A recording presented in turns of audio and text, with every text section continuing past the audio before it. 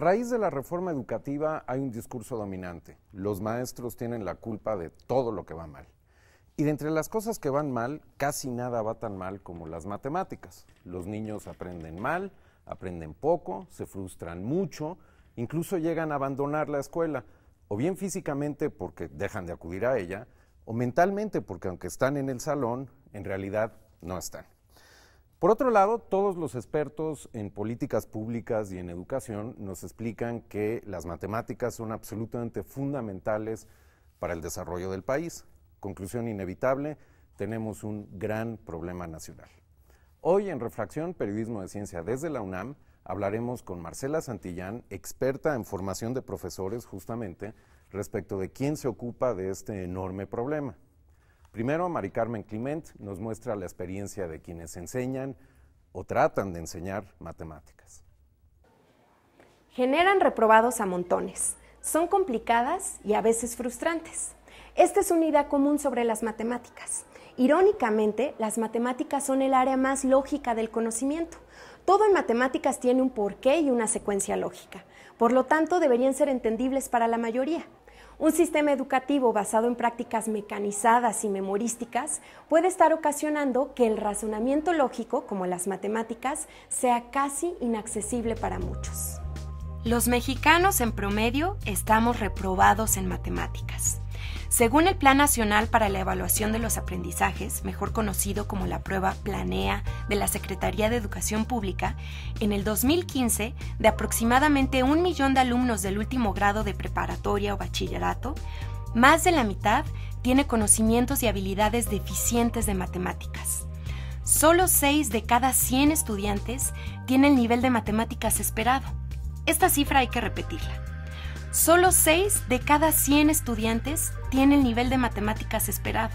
El resultado es gravísimo. Las causas de la deficiencia en matemáticas en los jóvenes son muchas, y la historia de este problema comienza a contarse desde la infancia en la educación primaria. Si las matemáticas no son enseñadas adecuadamente desde los primeros años en la escuela, además de volverse confusas, se inicia una relación con la materia de miedo y frustración, que perjudican aún más el proceso de aprendizaje. Hay niños que abandonan la escuela físicamente, dejan de ir, pero hay muchos otros que si bien están aquí sentados en el salón de clases, en realidad están ausentes física o emocionalmente. ¿Qué tanto de ese abandono mental se debe a su frustración por las matemáticas? Pues es muy real la frustración que tienen y el abandono mental, y sí parte de que tengan el desinterés por las matemáticas porque no conocen los números y sus relaciones y los contenidos. Y siento que la frustración pues parte de una desmotivación, pero la motivación es por parte del individuo. Y ahí es donde entra el papel del maestro. Yo creo que la complejidad de las matemáticas viene claramente de la forma en cómo enseñan en las escuelas. La forma tradicional en la que se han enseñado siempre las matemáticas de una forma memorística, tradicional, ceremoniosa, yo creo que es donde radica el principal problema por el cual los niños le tienen miedo. Los maestros seguimos anclados a prácticas pedagógicas muy tradicionales en donde solo verbalizan, memorizan y resuelven. Jamás ven las matemáticas como algo práctico. Si las matemáticas se trataran solo de sumar, restar, multiplicar y dividir, eso se podría hacer con una calculadora. Sin embargo, a los niños se les insiste con que son fundamentales. La relevancia de las matemáticas va mucho más allá de resolver operaciones elementales. Las matemáticas nos sirven para la vida en general y que desarrollan un pensamiento lógico que en general no estimulamos. Y si desarrollamos ese pensamiento lógico con las matemáticas y con otras áreas del conocimiento, lo único que vamos a hacer es que los niños le pierdan miedo a las matemáticas. Las matemáticas lo que hacen es desarrollar un pensamiento lógico que le da herramientas a los niños para que intuyan, vayan hilando los conocimientos no solamente de las matemáticas, sino de otras áreas del conocimiento. Hasta ahora, los métodos de enseñanza parecen haber favorecido la mecanización sobre el razonamiento lógico, y los resultados han sido pobres por demasiado tiempo. ¿No es necesario explorar ya alternativas pedagógicas? Muchas actividades lúdicas, muchísimo material en el cual ellos razonen lo que están aprendiendo. y otra hacerlas divertidas, que no sea la clase memorística, la clase rutinaria en donde la maestra solo dé la clase, sino que se interactúe, que ellos elaboren, que ellos hagan herramientas con sus propias manos y bueno, muchísimas actividades. Trabajo colaborativo, el trabajo en que ellos mismos estén trabajando, vean la opinión que tú tienes, la opinión de su otro compañero y de ahí vayan socializando su aprendizaje y construyendo uno nuevo. Toda la secuencia de mi programa de matemáticas, que muchas veces no es el de la SEP, tenga una lógica, que un conocimiento vaya hilado con el siguiente y así.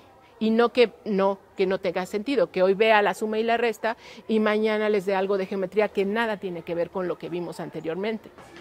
Con poca habilidad matemática se puede calcular mal la cuenta en el supermercado, pero también pueden ocurrir verdaderas tragedias. Por ejemplo, un accidente aéreo, el derrumbamiento de una construcción o muerte por sobredosis de un medicamento. Es un hecho que ser bueno en matemáticas facilita la vida. ¿Pero qué explica que un niño sea bueno en matemáticas? Que en su casa, desde su casa hubo una motivación, una estimulación después en la escuela, a que todo se cuenta, que si atrás adelante, hay un juego. Entonces, cuando ellos empiezan a ver que las matemáticas tienen un sentido lógico, que sí son demostrables, es la materia más sencilla.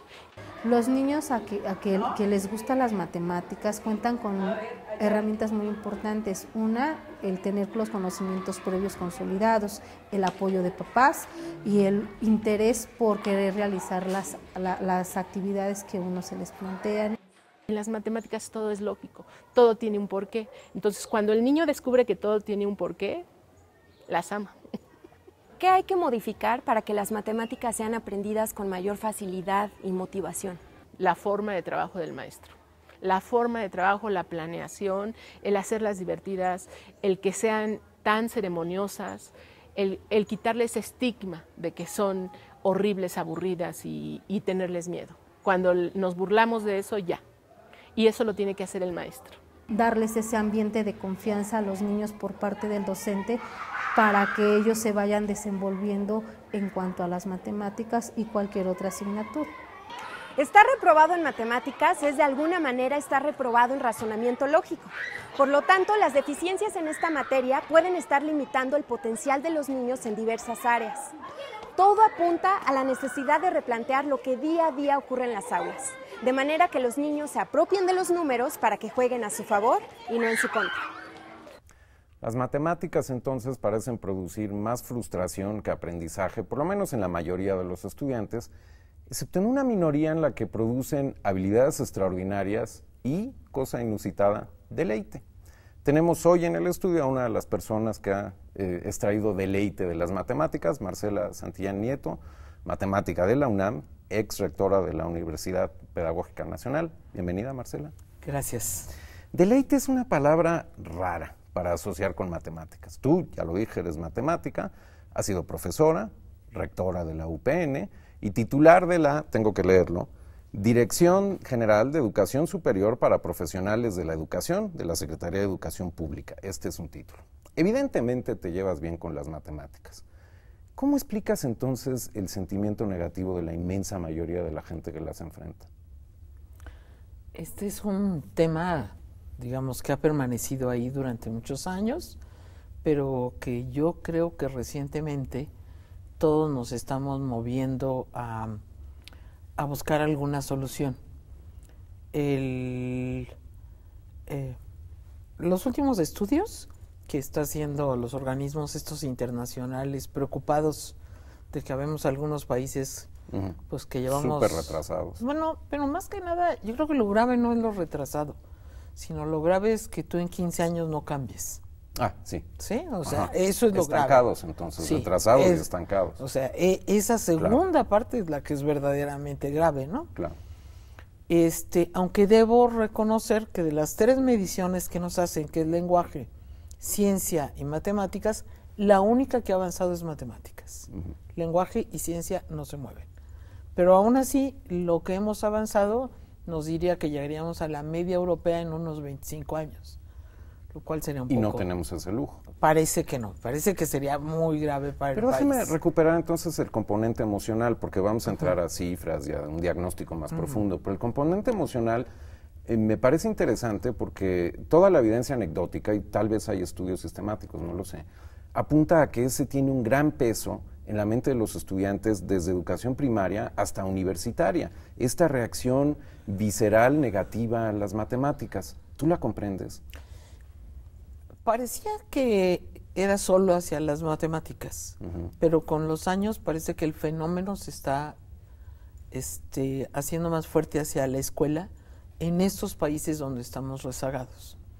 Ese no es el fenómeno de los nórdicos, sino estos países que estamos rezagados, pues porque probablemente no le estamos dando al chico el lugar adecuado, sino lo estamos presionando más, y los resultados nos dicen que bajo esas condiciones no va a haber avance. Bueno, examinemos entonces esas dos ideas. No les damos el lugar adecuado a los chicos y los presionamos más. Un argumento muy común desde que tú y yo íbamos en la escuela y por lo visto persiste, de quienes se resisten al aprendizaje de matemáticas, es decir, no solo no lo entiendo, sino que no me va a servir para nada. Entonces, ¿de dónde proviene esta insistencia, que lleva más de 25 años, de enseñar matemáticas más allá de las operaciones fundamentales? Porque reconozcamos que casi todo lo que se enseña resulta divorciado después de la actividad profesional de la inmensa mayoría. ¿Por qué se insiste en enseñar tanta matemática? Lo que, digamos, las cuatro preguntas tradicionales son ¿para qué? ¿Qué? Y cómo, ¿no? O ¿por qué? ¿Para qué? ¿Qué? Y cómo, ¿no? El por qué hoy que nos dan estos colegas con los que entramos en discusiones, todo ciudadano requiere poder participar en igualdad de condiciones. Y mucha de la información que viene en términos de gráficas, de datos, de documentos, de un pensamiento cuantitativo. Entonces, si el sujeto no tiene ese pensamiento cuantitativo, queda afuera de la posibilidad de participar. Ese es un argumento muy fuerte, pero si ese fuera el argumento, entonces sistemas de ecuaciones algebraicas acopladas, trigonometría, cálculo de ángulos, ese tipo de cosas, tienen muy poco que ver con lo que acabas de describir. Lo que yo acabo de describir es la última componente que se incorpora al currículo, que algunos le llaman pensamiento aleatorio, otros le llaman estadística y probabilidad, pero bueno, es esa componente. La otra componente que nos están diciendo es que eso ya está presente, y lo que viene muy fuerte con todos los sistemas georreferenciados y todas estas cosas es que el que no pueda leer un mapa, pero leer ahora en coordenadas cartesianas y seguirlo, pues digamos, va a poder ser, ¿cómo se llama? Seguidor de Google Maps para llegar de un punto a otro. Pero otra vez, Marcela, y perdona que te interrumpa, pero otra vez, matemáticas está de primero de primaria a último de prepa. Y luego en algunas carreras sigue. ¿Son necesarios 12 años para leer un mapa en un teléfono, en una de estas cosas inteligentes? No, para poder hacer eso, para poder transferir tecnología, para poder crear tecnología. O sea, el primero es como ciudadano, el otro es la capacidad de que México deje de ser consumidor de tecnología y empiece a producir tecnología. Para lo cual necesitaríamos producir más matemáticos. Pero y tener una cultura en la sociedad de mayor apertura. A mí me encanta llamarle que necesitamos tener un pensamiento matemático, una mirada matemática. Yo les digo a los chicos con los que yo hoy trabajo, les digo, no, por favor, no fórmulas, todos los exámenes van a ser a libro abierto, pueden inclusive... Eso es revolucionario, nadie hace eso. Pueden utilizar su internet si quieren y preguntar, no hay problema. Pero insisto, Marcela, eso es un mundo ideal que me parece muy bien que lo describas. En los hechos sigue siendo mecanización, sigue siendo memorización, sigue siendo libro cerrado, sigue siendo ni una calculadora. ¿Por qué? Eso es lo que tenemos que cambiar. ¿Por qué no lo hemos cambiado? Porque lo que dicen los estudios a partir... ¿Te acuerdas que el primer reporte que se hace es Después del TIMSS van los norteamericanos, ven a los japoneses y dicen, el asunto está en los profesores. Los profesores son muy distintos. Ajá. Porque antes de eso, los norteamericanos estaban proponiendo que a través de sistemas de inteligencia artificial, etcétera, íbamos paulatinamente a poder sustituir tanta incapacidad de los maestros. Bueno, ese no será el caso. Eso desde luego que no, pero en algún momento jugamos con la inteligencia artificial y los tutoriales en los años 70, ¿sí? Los laboratorios de MIT, etcétera, pensaban que había la posibilidad de esa sustitución. Para los 90 se hacen un par de estudios muy importantes comparativos entre el mundo occidental y el mundo oriental. ¿Por qué? Pues porque Shanghái llega y pasa por 100 puntos a todo el mundo. Y porque en las matemáticas. naciones asiáticas en general, Corea del Sur, China, Japón, hace rato que rebasaron al occidente. Pero rato. ¿Y entonces, la clave son los profesores? Bueno, ellos van y lo miran y dicen justamente, el pensamiento acá es algorítmico y acá lo que se hace con los chicos es desarrollo de lo que le llaman pensamiento matemático. Cuando dices algorítmico, ¿te refieres a mecanización y memorización? Claro. Ok, examinemos los profesores, pero los de México, no los de Asia. Examinemos concretamente la formación de enseñantes, que es un área en la que tienes gran experiencia. Históricamente, México tiene poquitísimos matemáticos profesionales egresados de carreras de matemáticas. Eso quiere decir, por lógica, que la inmensa mayoría de quienes enseñan matemáticas en todos los niveles no son matemáticos. ¿Importa eso? La experiencia dice que no. En el nivel de primaria deberíamos de poder tener profesores que no son de origen matemático y deberían de estar enseñando bien. Ok, déjame colgarme del deberían estar enseñando bien, porque tú tienes un documento que se llama La Formación Docente en México, que hace un muy buen repaso histórico de la... Fue escrito cuando eras rectora de la UPN, la Universidad Pedagógica Nacional. Dices que se creó en 1978 por decreto presidencial, esto es lo importante, como una institución de educación superior para formar profesionales de la educación y desarrollar investigación. Es decir, no necesitas que sean matemáticos, la premisa es los podemos formar. A 3 décadas de fundada la UPN, ¿por qué los resultados no son mejores? ¿Por qué no han podido formar esos profesores? En la UPN se crea en el 78 y en el 84 el sistema da un giro y pasa la formación de profesores de primaria a nivel de licenciatura a las escuelas normales. Entonces los chicos que salen hoy de una escuela normal ya no tienen que pasar por la UPN. ¿Sí? Entonces se traicionó un poco el objetivo. Digamos que la política en México, la política educativa en México tiene un problema de que vamos en una dirección y de repente alguien llega y dice, ¿sabes que siempre no era 30 al norte, sino 15 al sur? ¿Sí?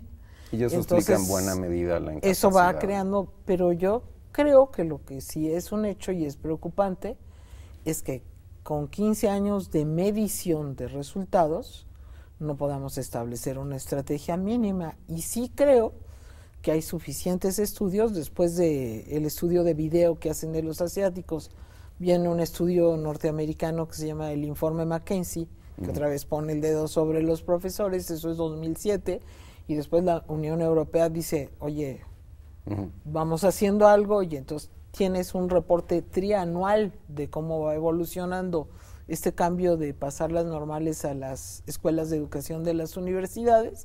Entonces hay un montón de información que te dice, oye, esto que te decía, especialmente en primaria, sí hay preceptos básicos. Y una es que el profesor conozca, domine los contenidos que va a enseñar profundamente. Y vamos a explorar eso en 2 segundos, pero antes de que abandonemos esta parte de la entrevista, quiero detenerme en una cosa que acabas de insinuar. Se producen estudios, pero esos estudios parecen no tener el impacto que lógicamente deberían tener en las políticas públicas. En ese documento tuyo, La Formación Docente de México, das un dato que es, creo yo, pega en el núcleo del problema. Dice, el 45% de los estudiantes y estudiantes de la UPN, o sea, de los futuros profesores, provienen de familias con ingresos mensuales menores que $250, el máximo nivel de estudios del padre es secundaria, y de la madre es 6º de primaria. Una hipótesis razonable entonces sería el pensar que estas condiciones van a tener un impacto en la posibilidad de estos profesores de terminar su formación como sería deseable.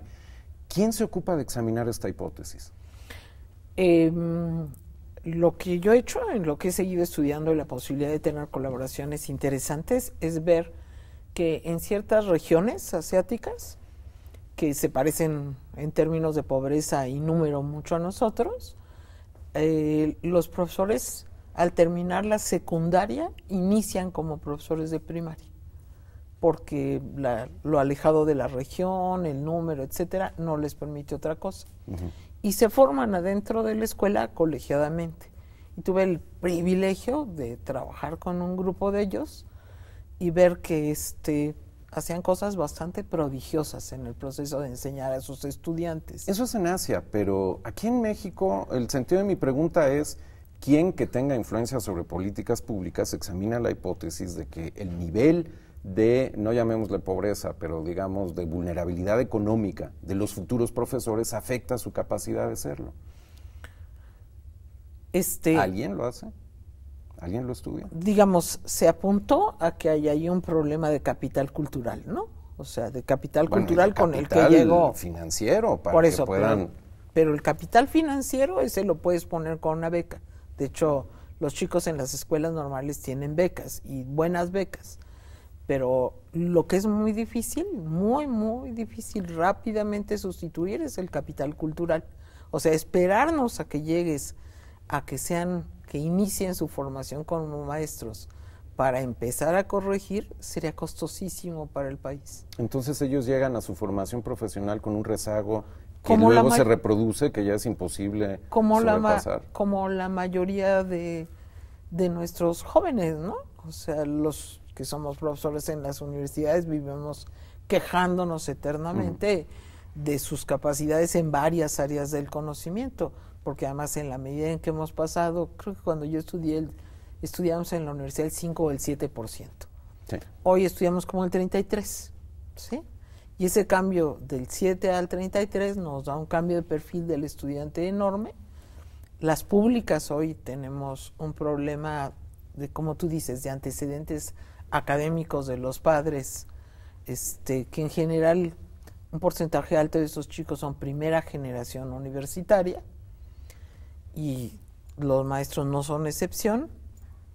Hicimos una medición aquí en la zona metropolitana y salvo Colegio de México e ITAM se libran de la medición que hicimos en matemáticas y en inglés. ¿En qué sentido? Todos los demás, los jóvenes que entran a nuestras instituciones no tienen lo que deberían de tener para iniciar sus estudios. Eso es un panorama súper sombrío cuya solución tal vez vamos a poder explorar al final. Pero incluso en ese panorama, lo que quiero examinar en esta parte final de la entrevista es la necesidad entonces de cambios urgentes, porque lo que queda clarísimo es que lo que ha operado hasta ahora no funciona.